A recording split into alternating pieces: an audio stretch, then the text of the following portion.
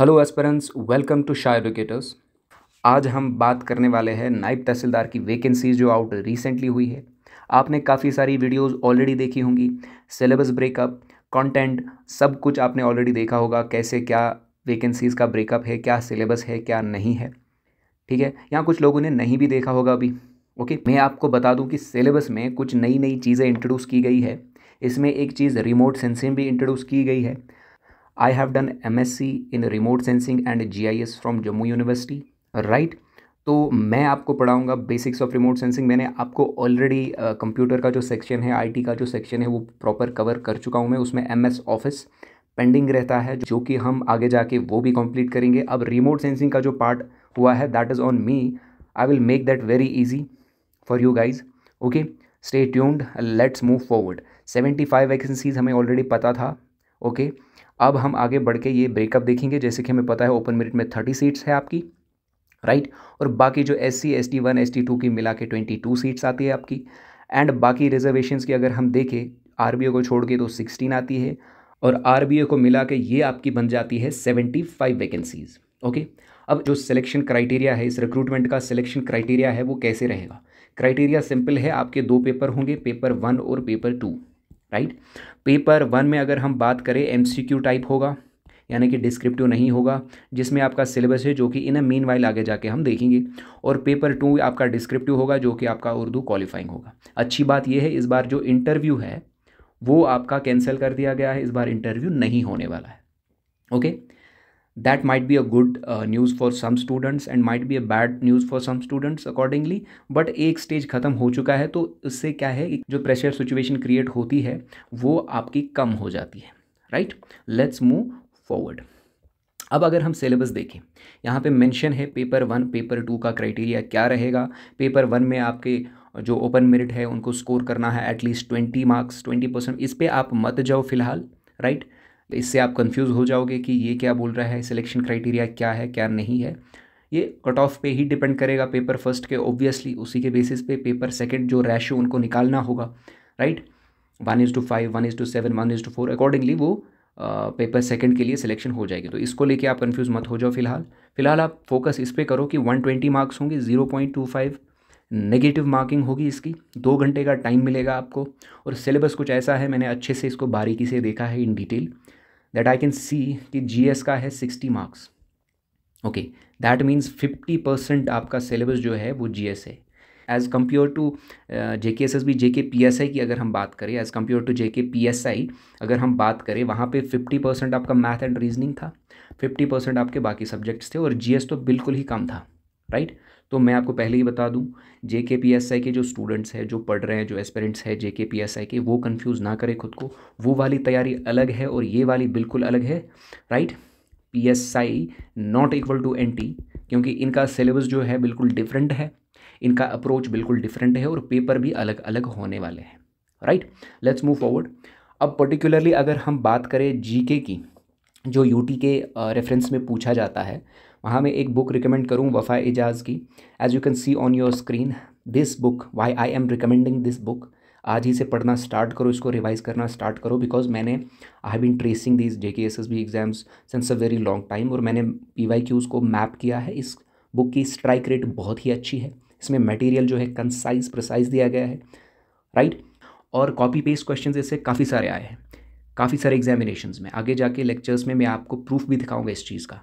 बहुत सारी, no doubt, बहुत सारी बुक्स मार्केट में JK UT के रेफरेंस के रिलेटेड बहुत सारी बुक्स मार्केट में पड़ी है, बट दिस पर्टिकुलर बुक मुझे अच्छी लगी। You can check out that. बाकी अगर आपके पास ऑलरेडी कोई अच्छी बुक है तो you can leave a comment down below, I will check that out too.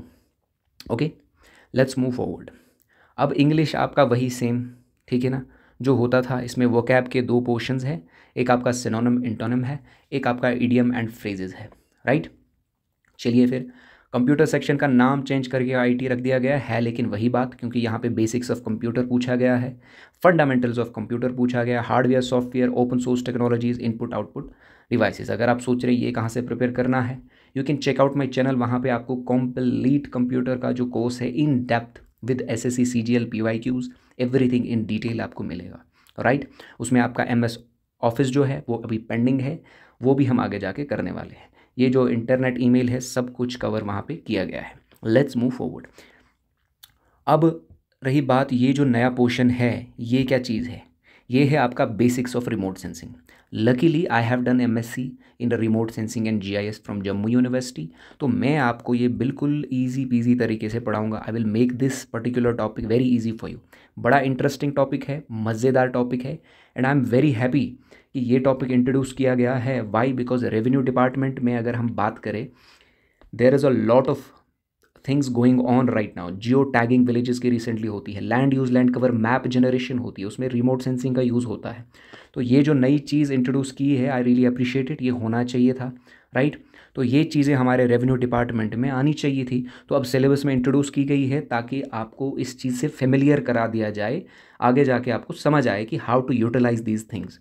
Okay, तो ये मैं आपके लिए बिल्कुल ईजी बनाऊंगा। GIS है इसमें, GPS है इसमें, राइट? DGPS है और ETS है आपका। बिल्कुल ईजी चीज़ें हैं ये, बेसिक्स है, हमें पढ़ना है क्योंकि बेसिक बताया गया है, इन डेप्थ नहीं जाना है। टुमारो, फ्रॉम टुमारो और डे आफ्टर टुमारो, राइट, हम ये शुरू करने वाले हैं। बिल्कुल with in 2-3 days this topic cover करेंगे हम। आपके लिए बिल्कुल ईजी बनाऊंगा मैं विद MCQs अच्छे से। Let's move forward. अब अगर मेंटल एबिलिटी और रीजनिंग की बात करें, यहाँ पे मैथ को बिल्कुल ही इग्नोर कर दिया गया है। आप देखिए, पूरा रीजनिंग है और मैथ का सिर्फ एक पोर्शन है, वो है आपका मेंसुरेशन। मेंसुरेशन में आपके कुछ चंद टॉपिक्स है। अगर कोई किसी को मैथ से डर लगता है, इनमें से कोई भी ईजी पीजी टॉपिक उठाओ। सर्कल है आपका, एरिया ऑफ ट्रायंगल है आपका, स्क्वायर है, ठीक है, बस दैट इज़ इट। और इसमें पार्ट B में दिया गया है फील्ड बुक और units of measurement of land. जो लैंड का मेजरमेंट होता है उनके यूनिट्स कन्वर्जन क्वेश्चन आ सकते हैं। बिल्कुल मैथ का ही पोर्शन है ये, लेकिन इतना टिपिकल अर्थमेटिक मैथ नहीं है या कोई एडवांस्ड मैथ नहीं है। तो मैथ का सिर्फ एक टॉपिक दिया गया है। इससे कितने क्वेश्चंस आएंगे ये आप डिवाइड करके, जितने भी टॉपिक्स है ये मार्क्स से डिवाइड करके आप देख सकते हैं, राइट? अगर हम देखें तो 9 टॉपिक्स है, 18 से डिवाइड करो तो हर एक टॉपिक से 2 क्वेश्चन आने वाले हैं। दैट मीन्स इस पोर्शन से 2 क्वेश्चन आएंगे, यहाँ से एक, यहाँ से एक, यहाँ 3 भी आ सकते हैं। तो अगर आप ये छोड़ भी देते हो, दैट मीन्स आपका रीजनिंग पे अगर होल्ड है तो आपका काम हो जाएगा। समझ रहे हो? मैथ से डरने वाली बात अब नहीं रही। Let's move forward. तो that is also a good news. अब अगर हम बात करें पेपर 2 की, जो 50 मार्क्स का आपका है, टाइम आपका 1 घंटे का दिया जाएगा। After you have been shortlisted, उसके बाद आपका क्या होगा, एक रीडिंग सेक्शन होगा आपका, एक राइटिंग सेक्शन होगा। रीडिंग सेक्शन में आपको पैसेजेस दी जाएंगी और हर एक पैसेज में क्वेश्चंस होंगे जिनका 1-1 मार्क्स होगा। बात समझ आ रही है? और यहाँ पे ऊपर बिल्कुल लिखा गया कि 33% marks in both reading and writing section separately. That means 20 में से आपको 33 मार्क्स हैं, वो अबाउट 7 मार्क्स आते हैं। तो अगर आपके 20 में से 7 आते हैं तो आप क्वालिफाई करते हो जाए, मगर टारगेट 10 से ऊपर ही रखना है। Let's move forward.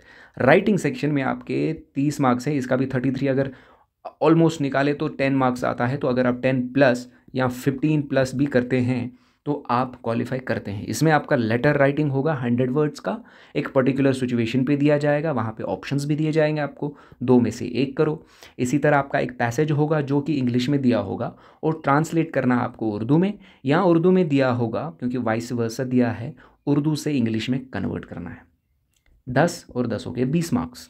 अगर यहाँ पे आपको 5 मिलते हैं, यहाँ पे आपको 4 मिलते हैं और ऐसे में आपको 5 मिलते हैं, तो वो हो गया कि 14 मार्क्स। तो दैट मीन्स आप क्वालिफाई करते हो अगर आपकी उर्दू वीक है तो, राइट?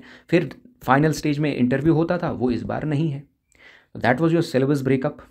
बात समझ आ रही है? आई होप कि आपको एक ओवरव्यू मिल चुका है। बाकी proper deep analysis videos already YouTube पे अपलोड हो चुकी है, वो आप देख सकते हो अपने अपने हिसाब से। बट इतना इसमें है नहीं कुछ समझने के लिए, बिकॉज सिलेबस जो है आपका बिल्कुल मोटिवेटिंग सिलेबस है। मैं ये नहीं कहूँगा कि बिल्कुल ही ईजी पीजी है। ईजी पीजी उन बच्चों के लिए है जिन्होंने ये सब पढ़ा है, उनको बस रिवाइज़ करना है। और जो अभी बिगिनर हैं, जो शुरू करने वाले हैं या जिन्होंने ब्रेक ली थी, बिल्कुल ये ईजी मोटिवेटिंग है, इतना टफ नहीं है। बस इतना है कि बल्कि है थोड़ा सा, बस आपको पढ़ना है और कुछ नहीं करना है। आपको मार्क्स डिस्ट्रीब्यूशन दी गई है, अकॉर्डिंगली स्मार्ट वर्क करना है, बुलेट पॉइंट्स में नोट्स बनाने हैं, रिविजन करना है। And best of luck to all of you, right? Let's meet tomorrow. Remote sensing का बेसिक्स एक हम कवर करेंगे, उसके बाद GIS, GPS और DGPS, ETS ये सब कवर करते जाएंगे। उनके MCQs करेंगे विद इन 2-3 डेज़। वो टॉपिक से आपका डर हट जाएगा कि ये क्या चीज़ आ गई है रेवेन्यू डिपार्टमेंट में। बहुत अच्छी चीज़ है, राइट? तो टेक केयर, बाय।